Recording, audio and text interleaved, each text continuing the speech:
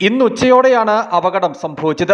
അടിമാലി ഭാഗത്തേക്ക് വരികയായിരുന്ന സ്വകാര്യ ബസിന് മുൻഭാഗത്തേക്കാണ് മരം കടപുഴകി വീണത്. മരം വീണതോടെ ബസിന്റെ മുൻഭാഗത്തെ ചില്ല് തകർന്നു.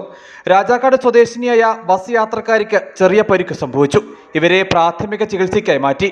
അടിമാലി അഗ്നിരക്ഷാ സേനയെത്തി റോഡിലേക്ക് വീണ മരം മുറിച്ചു നീക്കി.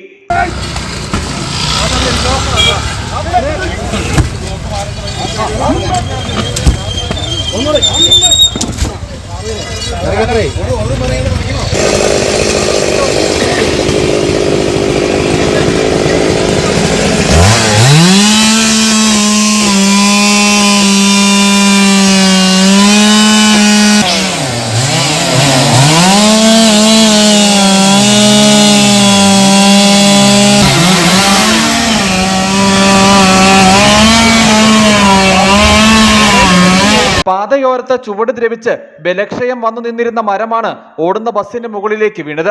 പൂർണ്ണമായി ബസിന്റെ മുകൾ ഭാഗത്തേക്ക് മരം പതിച്ചിരുന്നുവെങ്കിൽ വലിയ അപകടം സംഭവിക്കുമായിരുന്നു. ദിവസങ്ങൾക്ക് മുമ്പ് ഇതേ മരത്തിന്റെ കൂറ്റൻ ശിഖരം ഒടിഞ്ഞ് ഓടിക്കൊണ്ടിരുന്ന ഓട്ടോറിക്ഷയുടെ മുകളിലേക്ക് വീണിരുന്നു. പരിക്കുകളോടെ ഓട്ടോറിക്ഷ യാത്രികൻ രക്ഷപ്പെട്ടു. അന്നു മുതൽ ഈ മരം മുറിച്ചു നീക്കണമെന്ന ആവശ്യം വാഹന യാത്രികരും സമീപവാസികളും മുമ്പോട്ട് വെച്ചിരുന്നു. മരം മുറിക്കാതെ വന്നതോടെയാണ് ഇന്ന് വീണ്ടും മറ്റൊരു അപകടം സംഭവിച്ചത്. News bureau, Adimali.